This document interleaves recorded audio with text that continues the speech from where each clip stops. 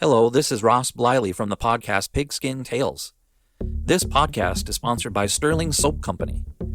With products sold throughout 41 locations around the globe, Sterling Soap Company has a unique assortment of products to choose from for your loved one for the holidays. Handmade artisan soaps created by Roderick and Amanda Lovin since 2012, these products are affordable and provide great value. Act now and save on your shipping costs. If you purchase $75 or more, your shipping cost is free in the United States. Shop now online at sterlingsoap.com.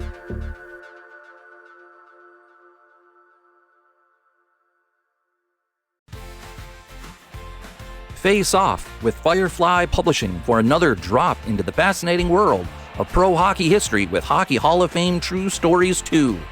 Following his bestseller, hockey historian and writer Eric Zwig opens the doors to the Pro Hockey Hall of Fame, revealing a treasure of untold tales, bizarre incidents, and captivating trivia that will leave the most devoted puckhead astounded. Just to name drop a few of the players he's included in this book are Wayne Gretzky, Jaromir Jagr, and Bobby Hull. Hockey Hall of Fame True Stories 2 is a must-read for pro hockey fans who crave more than just scores and statistics. Mr. Zwig invites you to uncover the true stories that have shaped the sport, ensuring that you will never look at the game of hockey the same way again. So skate on over to Amazon.com, Target, and Walmart to get your copy now.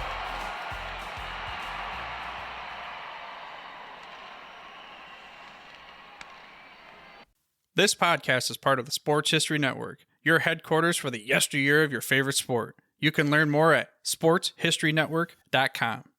Hello, sports fans, and welcome to part 2 of the Thanksgiving special with my friend Dave DePaolo. This is Yesterday's Sports on the Sports History Network. First time since 1974 Yeah. that they had lost 3 games in a row. You're right, correct. Yeah. That's right. Okay. So, now... Go, you take this last one because we both agreed on this one, so go ahead. Yeah. Well, jump in anytime you feel like it. Okay, so we get to the big one now. 1974. Okay, so this was November 28th, and the Cowboys were struggling that season. They were going into this game with a 6-5 record, and the Redskins had an 8-3 record. And the surprising St. Louis Cardinals led the division with a 9-2 record. So the Cowboys were in danger of not qualifying for the playoffs and needed to win this game to have any hope at all. And Washington won the coin toss and elected to receive, but they went 3 and out and punted. And Dallas took possession on their 30-yard line, and fullback Robert Newhouse ran for 11 yards on their first play from scrimmage. But then the drive stalled, and the Cowboys punted. But, you remember this play, Dave? Fake punt. Their punter was Dwayne Carroll. I think he might... I remember Carroll, but I don't remember the play, no. Yeah, Dwayne Carroll. I think he might have only been there for one or 2 seasons as the Cowboys punter. I think he came from the Rams, maybe. I'm not sure. Did he? For some reason. I'm not sure, but I'll look it up. Yeah, go ahead, Mark. Well, they did a fake, and he threw the ball to Benny Barnes. Benny Barnes gained... let me see, where do I have that? It was a 37. It was a big gain. It was a 37-yard gain on this fake punt. Here's what I was looking for. This is a Benny Barnes. Oh, let me see that there. These were from. These were Shell gas stations. Really? There were prints like this? Yeah. Yeah, I don't remember those. That's good stuff. They're pretty rare because you could only get the team that was in your area. So really, yeah, you couldn't get Cowboy. You had to, if you wanted Cowboys, you had to be in Texas. So in our area, Yeah. we got the Giants and Jets. Yeah. But I think you had to get a full tank of gas in order to get. Yeah. Yeah. Oh, of course, Yeah. sure. So, yeah, that was a 37-yard gain. And then 2 runs by Newhouse gained 9 yards. Walt Garrison gained 5 more to give Dallas a first down. And they were at Washington's 4-yard line. So they were running the ball good. And then Yeah. after the next run, they had no gain on the next run. Then they lost 5 yards on a penalty. And then Pat Fisher intercepted a pass intended for Billy Joe Dupree. But the Washington had holding on the play. They were penalized for holding. Then the next 3 plays gained nothing, and Dallas had to settle for a field goal. Then Washington took possession on their 32-yard line, and after a 16-yard completion to tight end Jerry Smith, 3 runs got them to the Cowboys' 35-yard line. Then the next 3 plays gained not very much, and they tried a 45-yard field goal. Mark Mosley, and the field goal was good. Mark Mosley kicked 45-yard field goal. Yeah, that was big. That was long back then. Oh yeah, 45 was a long kick back then. And I don't know if you remember, he was a very good kicker. He was one of the better kickers in the league. And he used to wear about. My brother always accused him of having padding. You remember, he used to wear about 4 pairs of socks. And Yeah. it actually looked like, his calf, his shin and his calf. It looked like there was padding in there because it was so much bigger than the other side. My brother always said, he's got padding in there. I know he's got padding. Right. He's probably, look, who knows? He's probably right. Yeah. So then Dallas took possession on their 20-yard line. On 2nd and 8, running back Charles Young caught a 9-yard pass for a first down. And then after an incomplete pass, Young ran for 11 yards. 3rd and 6, Staubach was intercepted by former Packers linebacker Dave Robinson, who ran it. Oh yeah, Cowboys. Of the famous. That's right. 1966. That's right. Championship game. Imagine that. Yeah. Was he the one that put the rush on? Yeah. Yes, on Meredith. Yes. Right. It was a 4th down. They were going to tie the game, and somebody missed him completely. I forgot. Well, Bob Hayes wasn't supposed to be in the game. Right. Somebody missed him. Robinson came off the edge, and he was all over Meredith within seconds. But I forgot he went to go play with the Redskins. Right. Yep. And that's him.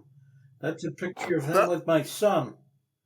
Look at that. That's probably over 20 years ago. Yeah. So. Oh yeah. He was a nice guy. Yeah. Nice I think I saw him at the Hall of Fame a couple of times when I was going out there. He was talking to me, and he did seem like a nice guy. You could tell guys that really, when their interaction with other people, or whether they just don't give a crap, Yeah. Yeah, he was interacting with the fans. So then the Doomsday defense held, and Washington settled for a field goal and a 6-3 lead. Then Mosley, the reason I say Mosley was one of the better kickers in the league because it wasn't just field goals. He was also one of the few kickers that his kickoffs would go into the end zone. No run backs, Yeah, that was big back then. That's right. So he kicked it into the end zone, and Dallas started at their 20-yard line. Robert Newhouse ran for 8 yards, and then Staubach ran for 9 yards. After that, the drive fizzled and Dallas punted. Then, guess who returned the kickoff, Dave? For the Cowboys? Cowboys, for the punts. Cowboys were punting. I know who it was. It was Joe Theismann. That's right. Of all of them, right? He was returning punts. That's right. He was returning punts. I remember that, Mark. I do. Yeah. Well, you mentioned he was a very good athlete. He was. I forgot what team he played up in Canada. Yeah. But I forgot what team he was with. But he wasn't up there as long as Warren Moon. No. But he was up. He was up there for at least 3 seasons, I think. I'm not sure. I think you're right, because 71 was his senior year in college. Yeah. And second in the Heisman Trophy vote. So 72, Yes. 70, maybe 2 years in Canada. Maybe 2 years, yeah. And then 74, he joined the Redskins. So anyway, Yep. he returned the kick for 11 yards, but Redskins went 3 and out. So Dallas's defense was doing a good job. And Cowboys' next possession got off to a promising start after a 19-yard punt return by Dennis Morgan. I remember him. Yeah. He was good.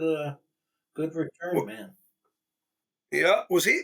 I want to say he was kind of a high pick for the Cowboys. Maybe not, but Right. there's something about. Yeah, I'd have to look that up. I think you're right. Then there was a 6-yard run by Robert Newhouse. Staubach was sacked on the next 2 plays by his old nemesis, Dyron Taubert. Yeah, they said they were going to come after him. That's right. Taubert always had like this rivalry with Staubach. And he said before the game they were going to knock him out of the game. Yeah. Now you would get fined for even saying that, right? But he said it before the game. He said we're going to knock Staubach out of the game. So Yeah. he was good. He had 2 sacks in a row. And Dallas had the punt. Then here's a player that never really got much recognition, but I thought he was a very good defensive back, Mark Washington. Yes. Right? Yes. He broke. He got those. Well, there's a couple of famous pictures of him in there. Right. That catch by Lynn Swann when he's on his stumbling forward. That's right. And I think there was another one in the Super Bowl where but he had very good coverage on both of those plays. You can't blame Washington because he was right with them. They were just great catches by Swann. Yep. So, Mark Washington broke up a pass to Roy Jefferson, but then on the next play, Kilmer connected with Charlie Taylor for a 13-yard gain. Here's another one of those old 5x7. There's Charlie Taylor. Yeah, oh yeah, that's good stuff. He came out. Yeah, he was great, Charlie. He killed him in that championship game in '72. Did he ever? Burnt them bad. And that game was actually not as much of a blowout as the score would indicate, because by the end of the third quarter it was 10-3 Washington. Yes. And then the fourth quarter, I think that's when Charlie Taylor just went off and had a tremendous fourth quarter. Yeah, he beat Charlie Water down the sidelines. I remember that catch down the side, and that they were really rough. I think what did it end up 26-3 or something like that. 26-3. Yep. Terrible. A game I'd like to forget. So then we got former Cowboys running back Dwayne Thomas. Yes, one of my favorites, Mark. He was one of my favorite. I'm sorry, who just passed away, by the way. That's right, he did. Couple. I think about 2 months ago. Yeah. He was another guy that could have easily been in the Hall of Fame. Just like Bob Lilly used to say, he reminded me of Jim Brown. He was the closest thing to Jim Brown since Jim Brown had left the game. And Dwayne Thomas was just another guy with some problems, felt he was getting underpaid, but ends up with the Redskins and scores 2 touchdowns in this game. That's right. There he is. There he is.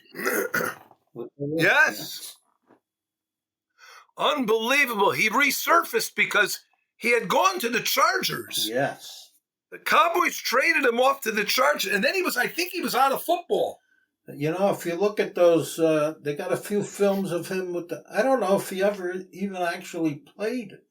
I mean, they show him in the end zone, like he was doing calisthenics, and he was off by himself in the end zone.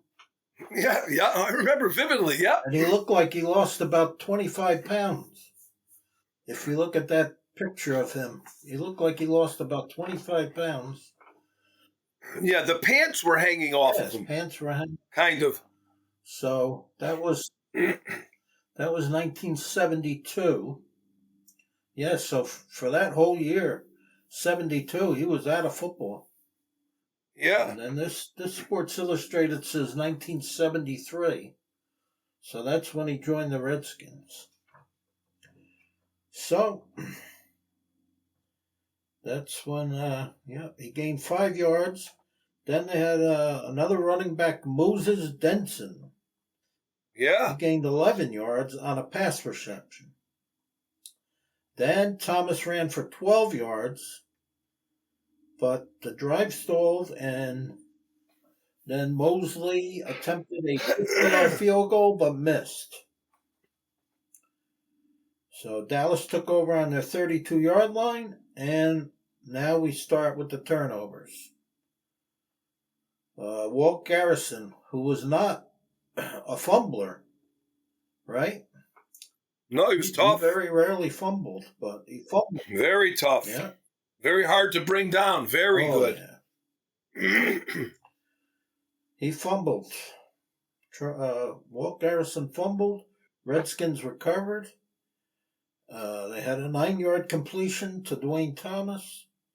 And then Mosley kicked the field goal to give Washington a 9-3 halftime lead. Okay, second half. Dallas starts at their 23-yard line. Walt Garrison burst up the middle for a 15-yard gain. But he fumbled again. Although this time it wasn't, you remember this guy. I don't have a card of him here. Chris Hamburger. Of course I remember him. Oh, yeah, with a name like that. He was the master. That's another thing me and my brother used to complain about all the time. Hamburger was a master of stripping the ball. He was always going after that ball. Yes, that was not big back then. Oh. People think, today it's not a big thing. Everybody does it. But back then, that wasn't popular. Guys used to tackle. That's right. Okay, these guys today can't tackle worth a crap. No. Okay, that's being polite. Yeah. But no, it's become a big problem. You can't even believe it. They're doing everything but tackling, punching the ball, diving at people's feet. Nobody wraps a guy up, and nobody puts their arms around and wraps up anymore. No. And so, I mean, I don't understand. You're in the highest level of football there is, and you can't do these things. But I don't remember Hamburger doing that, but I remember you talking about this before. Yes, he was a master of stripping the ball, and that's what he did on this play. He stripped the ball out of Garrison's hands. So then the Redskins recovered, and right away Kilmer connected with Charlie Taylor, who ran the ball to the 1-yard line before getting tackled. Thankfully, the play was nullified because of a illegal motion penalty. But then so they got a 3rd and 11 Moses Benson ran for 12 yards and a first down. On 2nd down and 10, Roy Jefferson caught a pass for 11 yards. And then Kilmer connected with, guess who? Dwayne Thomas. Yes. 10-yard touchdown. Washington 16-3. Yes. I remember at that point, I walked out of the room. I couldn't take it anymore. I left the room. I couldn't stand it anymore. I left the room. Yeah. What were you, Mark? About 12? I was 12. Yep, I was 12. Yeah. And that was enough for me. I left the room. Of course, they did come back eventually. Mosley once again kicked the ball into the end zone, forcing a touchback. And then on 2nd and 10, Staubach connected with Newhouse. Newhouse was having a good game. 21-yard gain. And on 3rd and 7, Staubach ran for 9 yards. And then that was when he got knocked out of the game. A hard but clean tackle by Dave Robinson, who we mentioned before. It knocked Staubach out of the game with a concussion. And Staubach had been having a tough game. His final stats for the game were 3 completions out of 11 attempts for a total of 32 yards. Terrible. No touchdowns and 1 interception. Horrible. Yeah. He even admitted, years later, he admitted that the best thing that happened to us was that I got knocked out of the game because I wasn't playing well and Longley took over. He was a rookie. Longley took over right away. He completed a pass to Walt Garrison. That gained 9 yards. 2nd and 10, Longley hit tight end Billy Joe Dupree for a 35-yard touchdown strike. And that's when I heard my brother cheering, and I came back in. I said, what happened? What happened? I'm not telling you. You walked out on them. Yeah. Then the Redskins get the ball, and again they went 3 and out. Long punt by Mike Bragg. Cowboys took over on their 30-yard line. 2nd and 7, Longley connected with Dupree again. This time a 20-yard gain. Then a long pass to Golden Richards was overthrown. It was a frustrating day for, I don't know if you remember, it's so long ago, but I didn't remember till I watched the replays. Richards kept getting open. Golden Richards was getting open, and every time he got open, they never threw the ball on target. It was either overthrown or thrown at his feet or thrown out of bounds. So it was a very frustrating day for Golden Richards. Then a 9-yard reception by Drew Pearson. Then Newhouse gained 7 yards on a run. And then on 3rd and 8, Longley hit Charles Young for a gain of 14.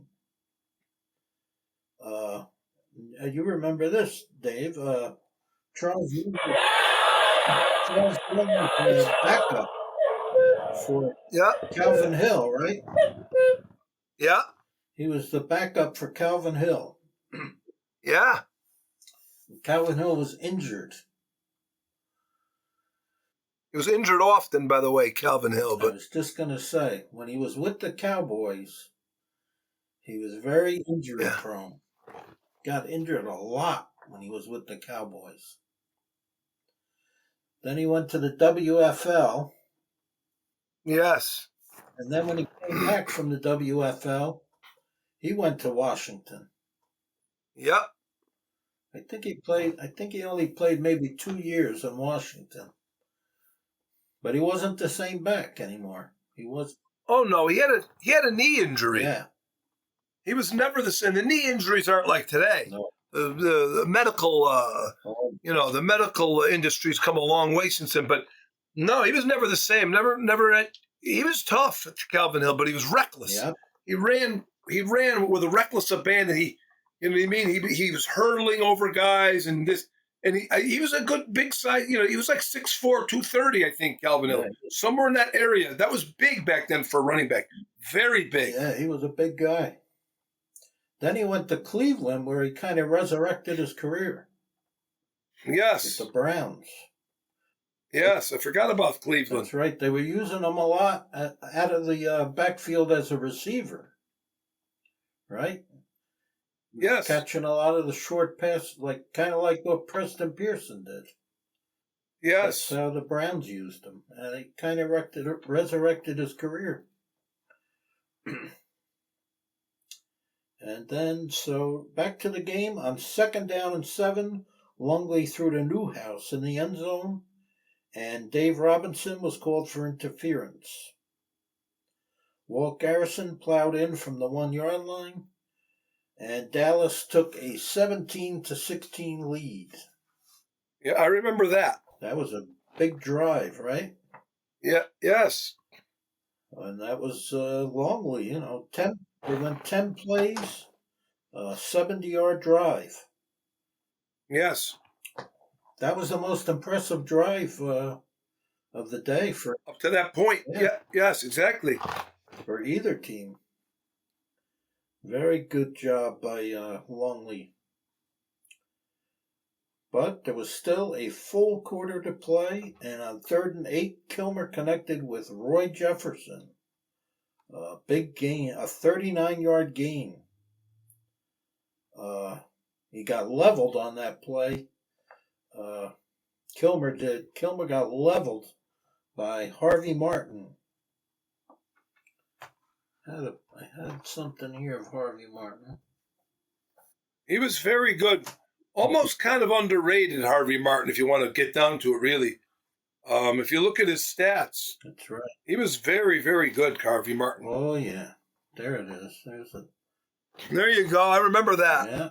I had the big version of that. Right. They used the big poster of that. Yeah, that's what that. Those were put out by Sports Illustrated.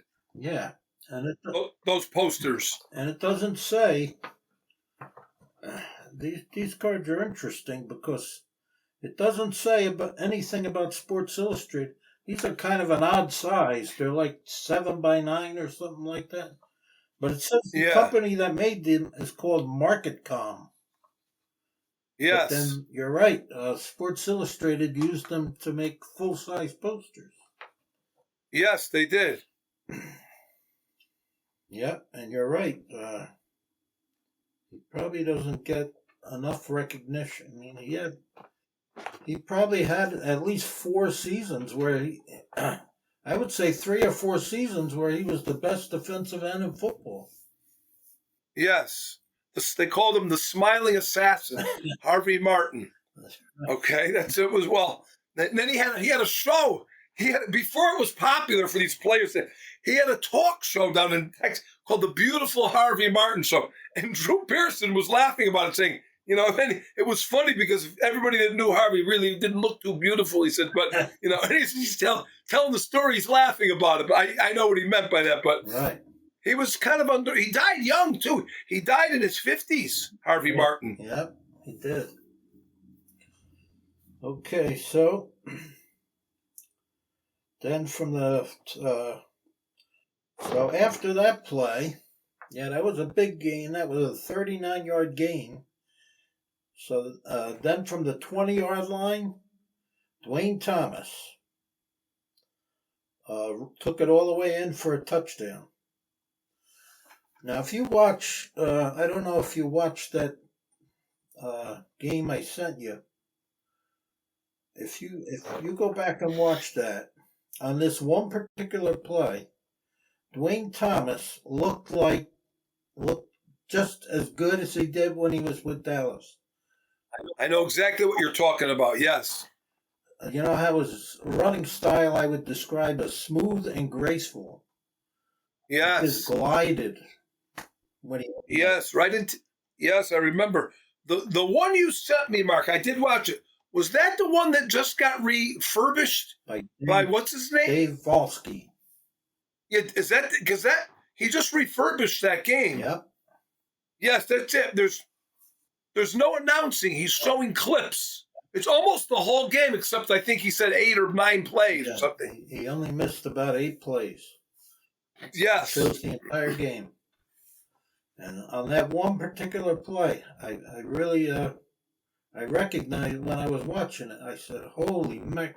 He looked just like the old Dwayne Thomas, you know? Yeah, from 1971 or 1970. Yeah. Yes. Yeah.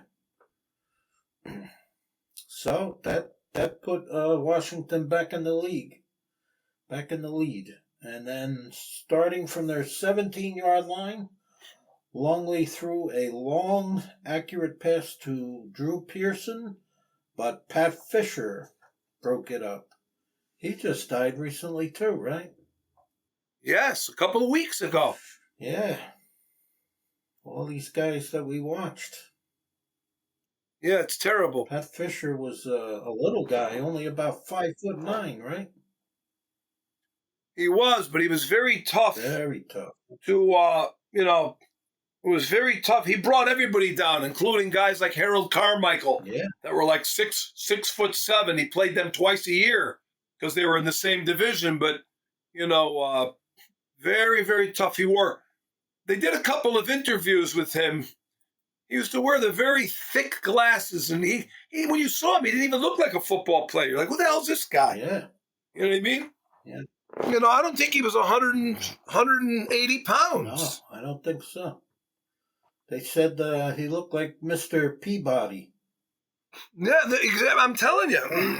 And he had he had very dark hair, and he had sideburns, and he had these thick glasses. And you wouldn't, you look at it now, you're like, holy Moses, you can't believe it. Yeah. Yeah. He was great. I just looked Harvey Martin up, by the way, Mark. Harvey Martin had 114 career sacks. That's a lot. Well, let me tell you something. That's a lot of sacks. Yeah. Because what people don't remember is they weren't passing the ball as much back then. So you didn't have as many opportunities to get sacks. Right. You know what I mean? If they had 30 pass attempts, 35 in a game back then, that was a lot. Not today. It's 40, 45, 50 in many games. Yeah. I think the season they won the Super Bowl, he had 23 sacks. Yeah, they said it was unofficial because they didn't keep it back then, but they still claim that they have him down for 20 sacks. I just looked him up for that year, but it was actually kind of more. The Cowboys kept their own stats back then, which doesn't surprise me at all. And they said he had like 23 sacks or 23 and a half sacks. I can't remember, but he was very good. He wasn't as good against the run as Ed Jones. Ed Jones was tremendous, both, rushing the passer, and I think Ed Jones might have been a little more of a complete player, but boy, Harvey Martin was good. I think he was quicker off the ball than Ed Jones a little, kind of. That will conclude part 2 of our Thanksgiving special. Hope you enjoyed it. Join us again next Tuesday for part 3.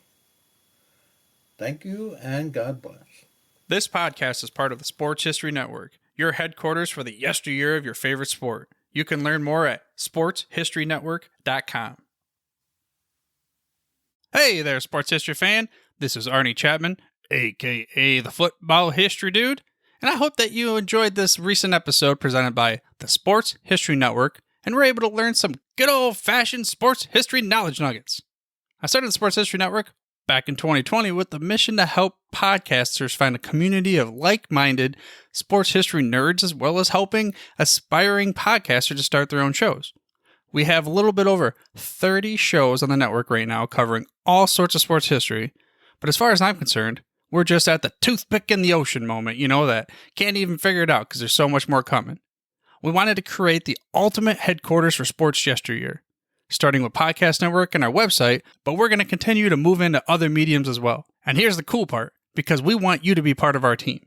So if you're interested in starting your own podcast, or maybe being a guest on one of our shows, or who knows, maybe even writing an article for us over on the website. Seriously, all you gotta do is reach out to us on the contact page over at sportshistorynetwork.com.